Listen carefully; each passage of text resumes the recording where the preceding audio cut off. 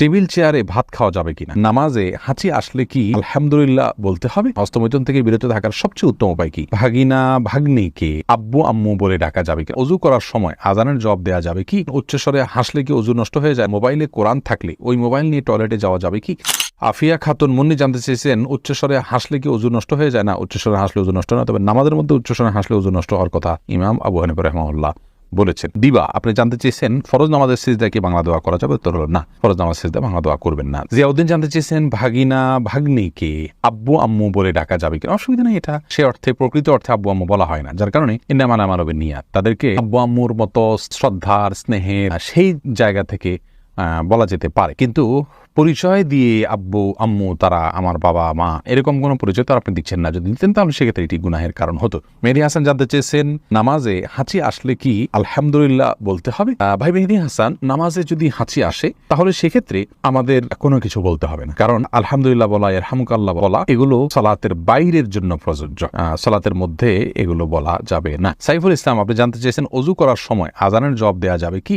অজু করার সময় আজানের জবাব দেওয়া যাবে যদি আপনি অজুর ফাঁকে ফাঁকে দিয়ে ফেলতে পারেন, কোনো অসুবিধা না থাকে, পানি অপচয় না হয়, ফাঁকে ফাঁকে দিয়ে ফেলতে পারেন। অজুর সময় তো বিশেষ কোনো দোয়া নাই, অতএব মুখে আপনি আমলটা করতেই পারেন। অজুর হাত ধোয়ার সময় এক দোয়া, মুখ ধোয়ার সময় এক দোয়া, পাও ধোয়ার সময়, মাথা মাসা করার সময় এক দোয়া, এরকম বিভিন্ন দোয়ার কথা আমরা জানি, সেগুলো বিশুদ্ধ হাদিস দ্বারাই প্রমাণিত নয়, যার কারণে অজুর ফাঁকে ফাঁকে আপনি আজানের জবাব দিতে পারবেন। মোস্তফা সাগর আপনি জানতে চেয়েছেন মোবাইলে কোরআন থাকলে ওই মোবাইল নিয়ে টয়লেটে যাওয়া যাবে কি?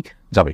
মোবাইলের ভিতরে কোরআন থাকা, নিজের বুকের ভিতরে কোরআন থাকা, স্মৃতিতে কোরআন থাকা একই কথা। আমাদের স্মৃতিতে মুখস্থ কোরআন আছে, সেটা আমরা টয়লেটে যাচ্ছি না আমাদের শরীর নিয়ে, অতএব মোবাইলের ভিতরে কোরআনটা এরকম সফট কপিটা আমাদের শরীরের ভিতরে থাকার মতোই, যার কারণে এটা নিয়ে আপনি টয়লেটে যেতে পারেন, কোনো অসুবিধা নেই। রাহাত নাম দেখা আছে, এই নাম থেকে আমি যে প্রশ্নটি দেখতে পাচ্ছি সেটা হলো টেবিল চেয়ারে ভাত খাওয়া যাবে কিনা। উত্তর হলো যাবে, তবে রাসূল করিম সাল্লাল্লাহু আলাইহি ওয়াসাল্লাম সম্পর্কে হাদিসে বর্ণিত হয়েছে মা আকালা নবী সাল্লাল্লাহু আলাইহি ওয়াসাল্লাম আল খিওয়ান কাত্তু, তিনি কখনো খেওয়ানের উপরে খান নাই। খেওয়ানের ব্যাখ্যা অনেকে বলেছেন টেবিল চেয়ার, যার কারণে এটা অ্যাভয়েড করা, বিশেষ করে হেলান দিয়ে তিনি কখনো খাননি এরকম একটি বর্ণনা পাওয়া যায়। তো যার কারণে হেলান দিয়ে খাবেন না, যদি চেয়ারে বসেনও খুব আয়েশ করে আয়েশি ভঙ্গিতে খাবেন না, এটুকু খেয়াল করা জরুরি। বাকি এটা খেললে যে গুনাহ হয়ে যাবে ব্যাপারটি সেরকম নয়। আব্দুল্লাহ আল জাবির আপনি জানতে চাইছেন হস্তমৈথুন থেকে বিরত থাকার সবচেয়ে উত্তম উপায় কি। সবচেয়ে উত্তম উপায় হলো নির্জনতা পরিহার করা, কারণ নির্জনতা ছাড়া হস্তমৈথুন হয় না।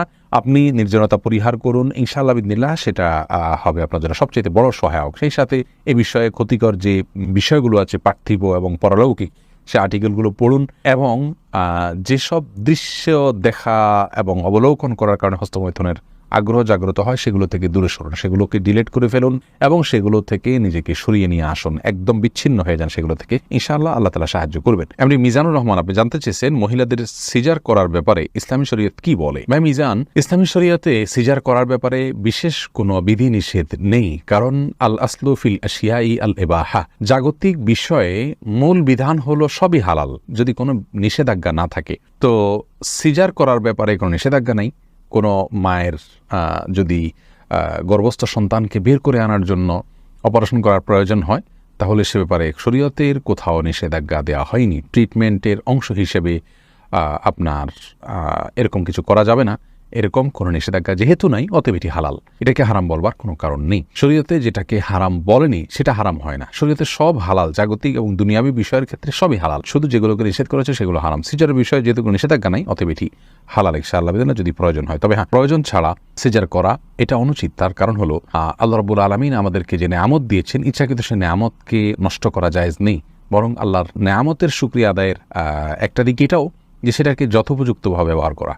অনেক মা বোনরা আজকাল সিজার করছেন নিছক আপনার শখের বসে বা শৌখিনতা বসে। তার মানে যদি সিজার করেন তাহলে সেক্ষেত্রে তার শারীরিক বিভিন্ন আপনার অসুবিধা থেকে তিনি রক্ষা পাবেন, অথবা তার মনের মতো কিছু হবে, তিনি কষ্ট করতে চাচ্ছেন না, বা এই জাতীয় কারণে অনেক সময় সিজার করা হয়, আমরা শুনে থাকি। সেটা খুবই নিন্দনীয় হবে, কারণ হলো বিনা প্রয়োজনে নিজেকে কষ্ট দেওয়া বা নিজের ক্ষতি করা, এটা এক ধরনের ক্ষতি, নিজেকে ত্রুটির মধ্যে ফেলে দেওয়া। এরপর সন্তান চাইলেও আর নির্দিষ্ট সংখ্যার পরে আর নেওয়া যাবে না। তো এই জটিলতাগুলো ফেলছি আমরা ইচ্ছাকৃতভাবে, সেটা ফেলা উচিত নয়। মাহমুদ জানতে চেয়েছেন মামাতো বোনের মেয়েকে বিয়ে করা জায়েজ হবে কি না। মামাতো বোন সে আপনার মাহারাম নন। যেখানে মামাতো বোনকেই সরাসরি বিয়ে করা জায়েজ আছে, সেখানে মামাতো বোনের মেয়েকে তো অবশ্যই বিয়ে করা জায়েজ আছে, কোনো অসুবিধা নেই। আশরাফ শাওন আপনি জানতে চেয়েছেন নামাজের মধ্যে খারাপ ধারণা মনে আসলে কি করতে হবে। খারাপ ধারণা বলতে কি বোঝাতে চাচ্ছেন ভাই আশরাফ? খারাপ ধারণা বলতে বাজে কোনো চিন্তা, খারাপ কোনো চিন্তা যদি আসে তাহলে সেটা ইস্তেগফার করে সাথে সাথে আল্লাহর ভয়ে সালাতটা আল্লাহর শরণার্থে, আল্লাহ দেখছেন, আল্লাহ আপনাকে অবজার্ভ করছেন, সেটাকে মাথায় রেখে আপনি ফেরত আনবেন, কি পড়ছেন সেগুলো বুঝে পড়ার চেষ্টা করবেন, তাহলে সেদিকে মনোযোগ থাকবে ইনশাআল্লাহ। আর যদি সালাতের মধ্যে আপনার খারাপ চিন্তা বলতে, খারাপ ধারণা বলতে আপনার আল্লাহ সম্পর্কে বা অন্য কিছু সম্পর্কে আসে, তাহলে তো যে পরামর্শ একটু আগে আমরা দিলাম সেটার উপর আমল করতে হবে। তাওহীদ মুয়াজ জানতে চাইছেন, মেয়েদের কি চুল কাটার অনুমোদন আছে? থাকলে কতটুকু কাটতে পারবে? ছেলেদের মতো হয়ে দেখা না যায় সেই মর্মে সেরকম করে চুল কাটতে পারবেন, অসুবিধা নেই। রাবিয়া আক্তার বিনতে উম্মুল মুমিনিনদের কেউ কেউ চুল কেটেছেন, প্রয়োজন এটা জানা যায়। তবে ফাসেক মহিলাদের সাথে সাদৃশ্য গ্রহণ করার জন্য, তাদের স্টাইল ধরার জন্য চুল কেটে তাদের মতো করা জায়েজ নাই, কারণ যে যাদের সাথে সাদৃশ্য গ্রহণ করবে সে তাদের অন্তর্ভুক্ত হবে, নবী সাল্লাল্লাহু আলাইহি ওয়াসাল্লাম বলেছেন। এজন্য বাজে মেয়েদের সাথে সাদৃশ্য গ্রহণ করবে না। জান্নাতুল ফিরদাউস আপনি জানতে চেয়েছেন, আয়াতুল কুরসি পড়ে হাতের মধ্যে জোরে জোরে 3টা তালি দিলে তালির আওয়াজ যতদূর যাবে ততদূর চোর ডাকাত বা শয়তান আসতে পারবে না, এটা কতখানি সত্যি? বোন জান্নাতুল ফিরদাউস, আয়াতুল কুরসি সম্পর্কে রাসূল করিম সাল্লাল্লাহু আলাইহি ওয়াসাল্লাম থেকে একাধিক হাদিস বর্ণিত রয়েছে এর ফজিলত এবং মর্যাদা প্রসঙ্গে।